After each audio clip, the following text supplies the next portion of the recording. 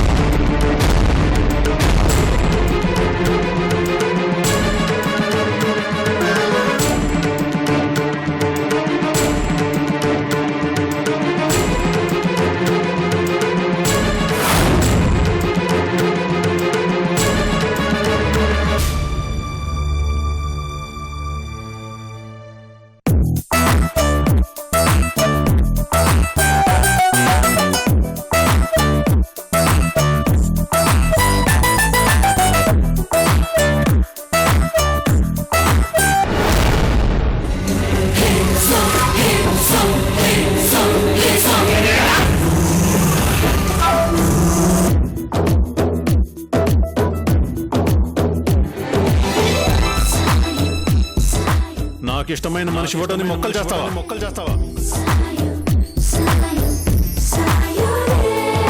నేను పొద్దున్నే లేవగానే ముందుగా చూసేది ఆ ఫోటోనే. బాధలో ఉన్నా, చిరాకులో ఉన్నా, కోపంలో ఉన్నా, సంతోషంలో ఉన్నా ఆ ఫోటో చూస్తే చాలు అన్నీ మర్చిపోతాను.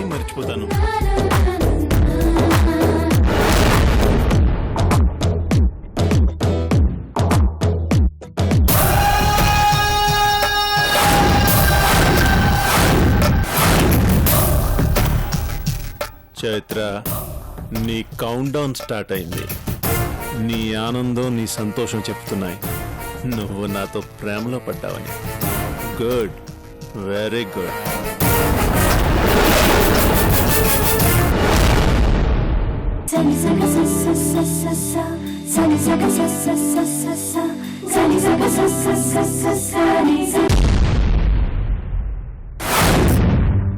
ఆకలి రోకలతో దంచేస్తుందక్క, తొందరగా కానీ.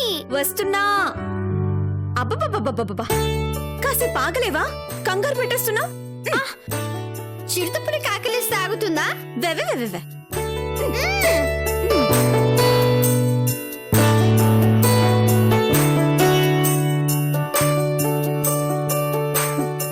ఆహా, ఎన్నాళ్ళకి నాకు నచ్చిన వెజ్ బిర్యానీ చేసుకోగలిగాను. ఇవాళ తృప్తిగా తినొచ్చు. అవును, నీతో పాటు నేను కూడా హ్యాపీగా తినొచ్చు. రోజు మమ్మీకి నచ్చిన కాకరకాయలు, దొండకాయలు తినలేక చచ్చిపోతున్నాను. కమాన్ వడ్డించక్క, లేకపోతే పేరెంటానికి వెళ్ళిన అమ్మ తిరిగి వచ్చేస్తుంది. మన ఇద్దరిని తిన్నదరిగేదాకా తిట్టి చంపేస్తుంది. ఏంటి గుమగుమలు? అక్క వెజ్ బిర్యానీ చేసింది నాన్న. అమ్మా, ఇది అన్యాయం. నాకు పెట్టకుండా మీ ఇద్దరే తింటారా? అమ్ములత్త తిరిగొచ్చే లోపు తినటం, గిన్నెలు కడగటం కూడా కంప్లీట్ చేయాలని తొందరపడుతున్నా మావయ్య. ఓ, ప్రమాద హెచ్చరిక అన్నమాట. కానివ్వండి. మావయ్య, నువ్వురా, టేస్ట్ చేద్దువు. నేను ఫ్రెష్ అయ్యి రావాలి కదమ్మా. ఈ లోపు ఆ తాటకి తగలాడుతుంది, మీరు తినేసేయండి. విరించి గారు ఫోన్ చేస్తున్నారేంటి? సార్ నమస్తే సార్. ఏం సునీల్, ఎలా ఉన్నావు?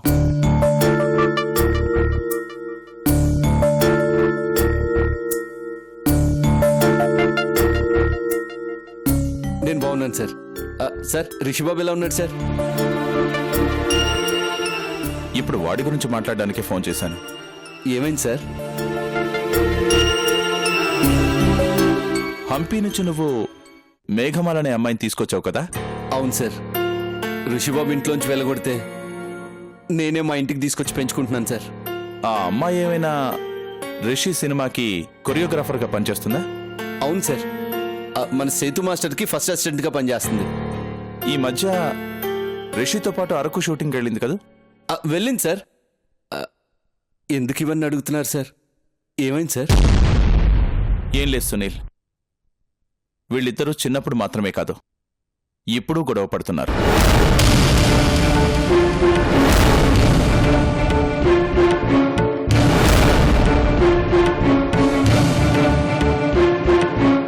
అక్కడేదో విషయంలో కోపం వచ్చి మేఘమాల రిషిని చెంప మీద కొట్టిందట.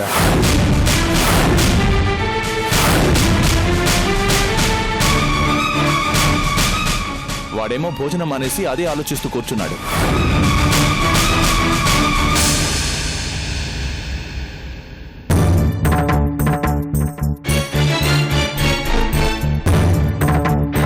మేఘమాల రిషిని కొట్టిందా?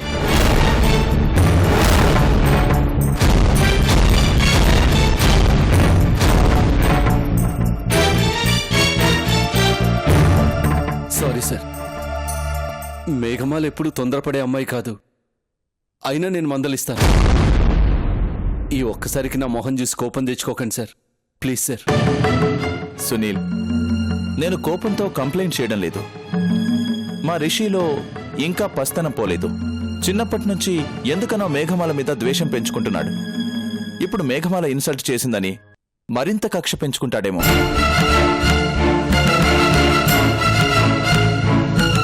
మేఘమాలని వాడి విషయంలో జాగ్రత్తగా ఉండమని చెప్పడానికే ఫోన్ చేశాను. నువ్వు తొందరపడి మేఘమాలని మందలించడం లాంటి పనులు చేయకు. అమ్మా నాన్న లేని పిల్ల, నువ్వేదైనా అంటే చాలా బాధపడుతుంది. సార్, మీరింత పెద్ద మనసుతో మా మేఘమాలను వెనకేసుకొస్తుంటే నాకు చాలా ఆనందంగా ఉంది సార్. సరేలే, ఉంటాను. అలాగే సార్. మేఘమాలని అడిగినట్టు చెప్పు. Thank you sir. ఏంట్రా, రిషిని చంప మీద కొట్టావా?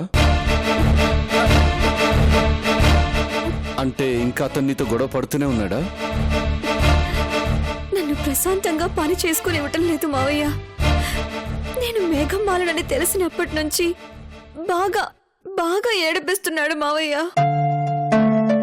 ఇంత జరిగితే నాకెందుకు చెప్పలేదురా? నువ్వే అన్నావు కదా మావయ్య, చెప్పాల్సిందైతే దాచొద్దు, దాచాల్సిందైతే చెప్పొద్దు అని. ఇదంతా చెప్పాల్సినంత విషయం కాదనుకున్నాను. చెప్పి నిన్ను కూడా బాధ పెట్టడం ఎందుకని ఊరుకున్నాను. ఆ అవమానం తట్టుకోలేక రిషి భోజనం కూడా చేయడం మానేశాడంట. ఎందుకైనా మంచిది, నువ్వు జాగ్రత్తగా ఉండమ్మా.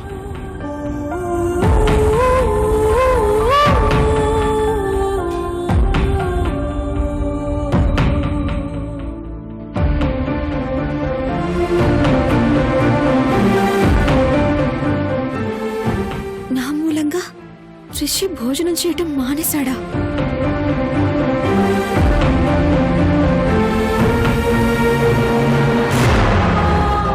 ఏమైందక్క? తినవేంటి? తినాలని లేదు మున్ని.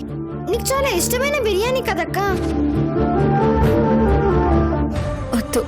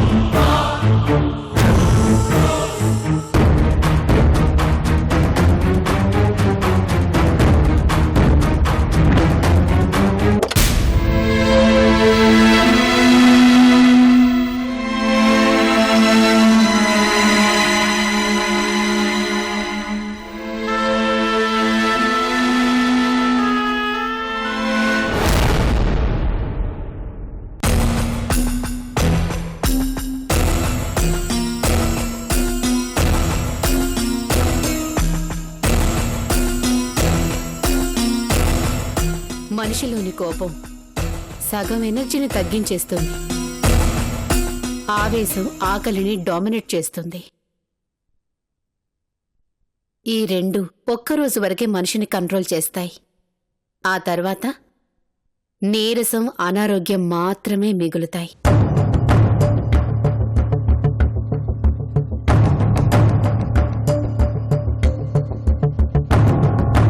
ఇది నేను సైన్స్ చదివి చెప్పడం లేదు. చిన్నప్పటి నుంచి నీ కోపాన్ని, ఆవేశాన్ని చూసిన కన్న తల్లిగా అనుభవం మీద చెప్తున్నాను. ఈ పాలు తాగితే ఉదయం నిద్ర లేవగానే కాస్తైనా శక్తి వస్తుంది. తీసుకో. వద్దు.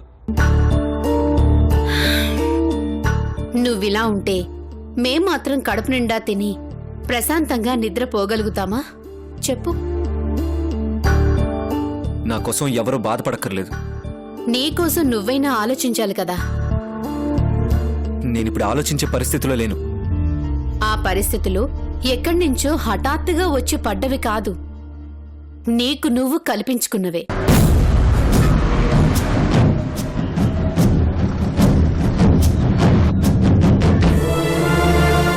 అంతా ఎంక్వైరీ చేసి వచ్చావా?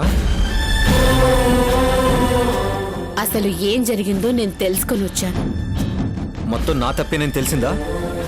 నేనిప్పుడు నీ తప్పొప్పులు ఎత్తి చూపడానికి రాలేదు. అయితే నన్ను డిస్టర్బ్ చేయకుండా వెళ్ళు. వెళ్తాను. నువ్వు పాలు తాగితే. నాకేం వద్దు. రిషి, నువ్వు చిన్నపిల్లాడివి కాదు, బతిమాలించుకోవద్దు. తీసుకో. చెప్తే అర్థం కదా మమ్మీ. వెళ్ళు. రిషి, తీసుకుంటావా లేదా? వద్దంటాను కదా.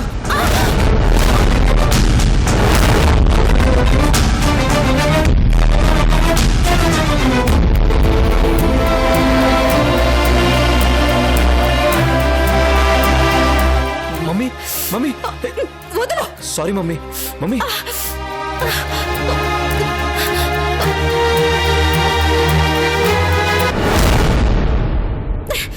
అయ్యో my God, blood mummy. Mummy రా, కూర్చో కూర్చో.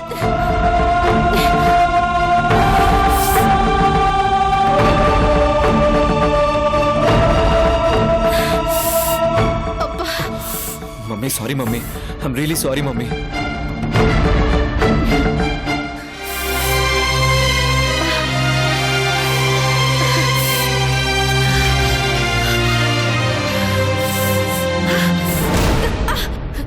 నా గాయం అయితే నీకెందుకు? వెళ్ళు. Sorry mummy, very sorry. నా వల్ల నీకు గాయమైంది. ఎన్నడూ లేనిది ఎందుకో పిచ్చి కోపం వచ్చింది. ఆ కోపం నీ మీద కాదు మమ్మీ, అర్థం చేసుకో. బ్యాండేజ్ వేని ప్లీజ్ మమ్మీ. నీకంత కోపంగా ఉంటే నా చంప పగిలేలా కొట్టు. కొట్టు మమ్మీ, కొట్టు మమ్మీ. రిషి, రిషి. అయితే కట్టించుకో.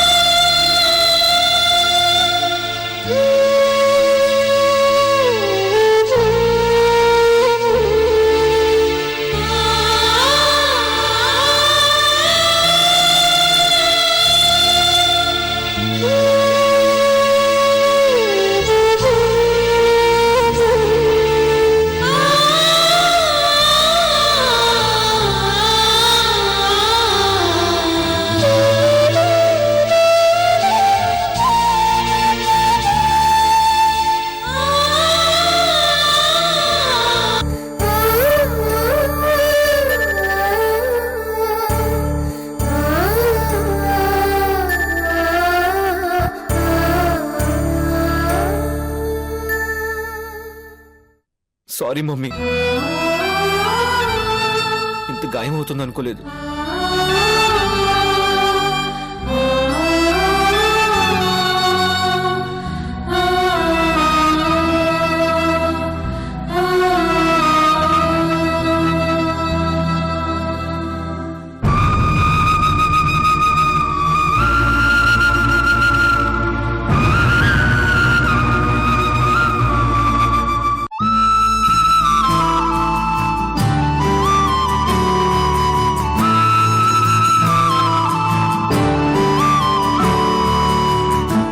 కోపం పోయిందా?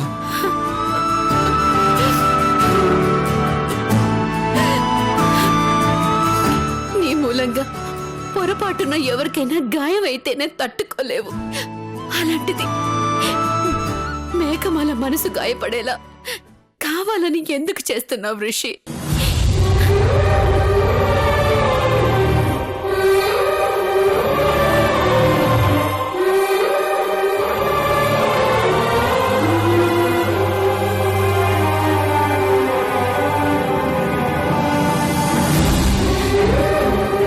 నువ్వు హీరోవని, ఇన్ని కోట్ల ఆస్తికి వారసుడివని కాసేపు పక్కన పెట్టి ఆలోచించు. మనం తల్లి కొడుకులుగానే మాట్లాడుకుందాం. అసలు మేఘమాల చేసిన తప్పేంటి రిషి? నీ మూలంగా కన్న తల్లి జైలు పాలయ్యింది. కన్న తండ్రి ఏమయ్యాడో ఎవరికీ తెలీదు. అనాథలా మన ఇంటికొచ్చింది. ఒక ముద్ద అన్నం పెడితే మనకి పోయేదేముంది?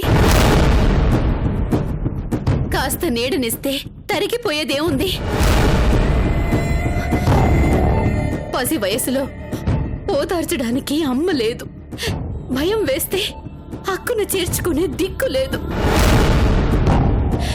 పరా ఇంట్లో వాళ్ల దయాధర్మం మీద బ్రతకాల్సిన దుస్థితిలో ఉన్న పసి పిల్లని నువ్వెన్నో విధాలుగా ఏడిపించావు. ఆఖరికి నడి రోడ్డు మీద వదిలేసి చేతులు దులుపుకొని వచ్చావు. నిండా 6 ఏళ్లు కూడా లేని ఒక చిన్న పిల్ల ఆకలితో, బాధతో, భయంతో ఎక్కడికి వెళ్లాలో తెలియక ఎంత నరకయాతన పడి ఉంటుందో ఊహించు. సరే, అది పసితనం, కోపం, ఉక్రోషం, పంతం ఇవన్నీ కలిసి నువ్వలా ప్రవర్తించుంటావు. ఇప్పుడు నువ్వు పెద్దవాడివయ్యావు. మంచి చెడు తెలిసిన వాడివయ్యావు. ఇప్పుడు కూడా మేఘమాలని టార్చర్ పెట్టడం కంటిన్యూ చేస్తూనే ఉన్నావు. ఏం పాపం చేసిందన్రా ఆ అమ్మాయిని ఇంతగా ఏడిపిస్తున్నావు?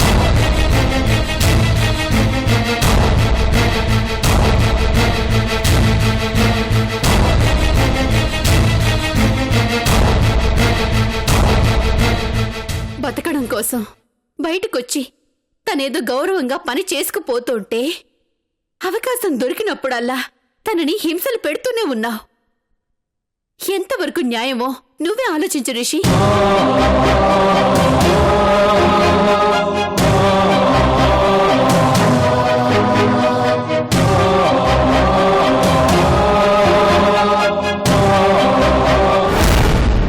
తప్పు రిషి. ఇప్పుడు నీకు తెలీదు. గాయం చేసేదాకా ఉన్న కోపం గాయం చేశాక నీలో ఉండదు. అప్పుడు రియలైజ్ అయితే లాభం ఉండదు. నాకు కాస్త చిన్న గాయం అయితేనే నువ్వు తట్టుకోలేకపోయావు. ఒకవేళ మేఘమాల చెంపదెబ్బ కొట్టిందన్న కోపంతో ఆమె మీద పగ తీర్చుకుంటే ఆ తర్వాత నువ్వే మళ్ళీ బాధపడతావు.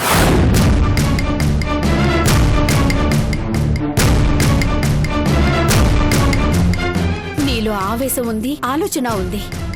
ఏది ముందు కావాలో తెలియని పసితనము ఉంది. ఆలోచన ముందుండాలి. ఆవేశం ఉండాలో లేదో ఆలోచనే నిర్ణయిస్తుంది. చాలు రిషి, చాలు. మేఘమాల ఎవరూ లేని అనాథ. ఇంకా ఆమె జీవితంతో ఆడుకోవటం మానే. క్షమించడంలో ఉండే ప్రశాంతత ద్వేషించడంలో ఉండదు రిషి. అది నాకు మాత్రమే అనుభవపూర్వకంగా తెలుసు. నా కథ వేరు, నీ కథ వేరు. అన్నీ తెలిసిన వాడివి. బాగా ఆలోచించు.